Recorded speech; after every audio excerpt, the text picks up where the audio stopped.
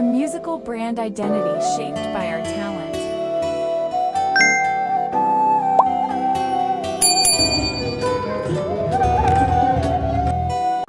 ಎಲ್ಲರಿಗೂ ನಮಸ್ಕಾರ.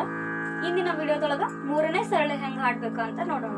ಮೂರನೇ ಸರಳಿ ಸಾರೆ ಗಮ ಸಾರೆ ಸಾರೆ ಸಾರೆ ಗಮ ಪದನಿಸ ಸಾನಿ ಧಪ ಸಾನಿ ಸಾನಿ ಸಾನಿ ಧಪ ಮಗರಿಸ.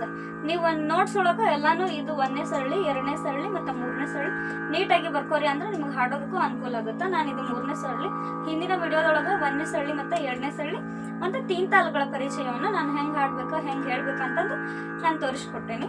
ಈ ಒಂದು ವಿಡಿಯೋದೊಳಗ ಮೂರನೇ ಸರಳಿ ಹೆಂಗೆ ಹಾಡ್ಬೇಕಂತ ನೋಡೋಣ. ಫಸ್ಟ್ ನಾ ಹಂಗ ಹಾಡ್ತೀನಿ, ಆಮೇಲೆ ತಾಳದೊಂದಿಗೆ ಹೆಂಗೆ ಹಾಡ್ಬೇಕಂತ ತೋರಿಸ್ತೇನೆ.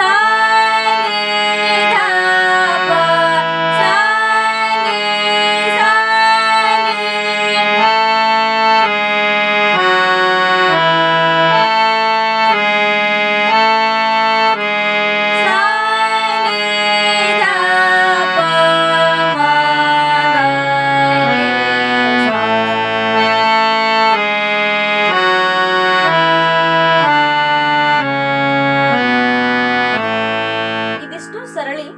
ಈಗ ಮೂರನೇ ಸರಳಿನ ಹೆಂಗ್ ತಾಳದೊಂದಿಗೆ ಹಾಡ್ಬೇಕಂದ್ರೆ ಲಯಬದ್ಧವಾಗಿ ಹೆಂಗ್ ಹಾಡ್ಬೇಕಂತ ನಾನು ನಿಮ್ಗೆ ತೋರಿಸ್ತೇನೆ.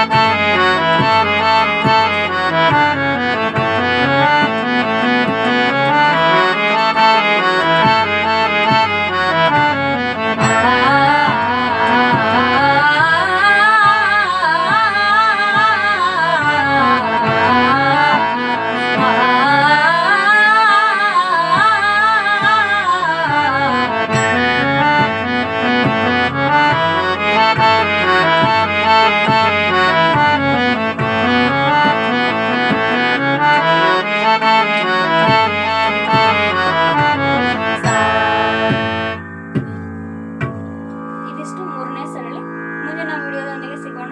ಧನ್ಯವಾದ.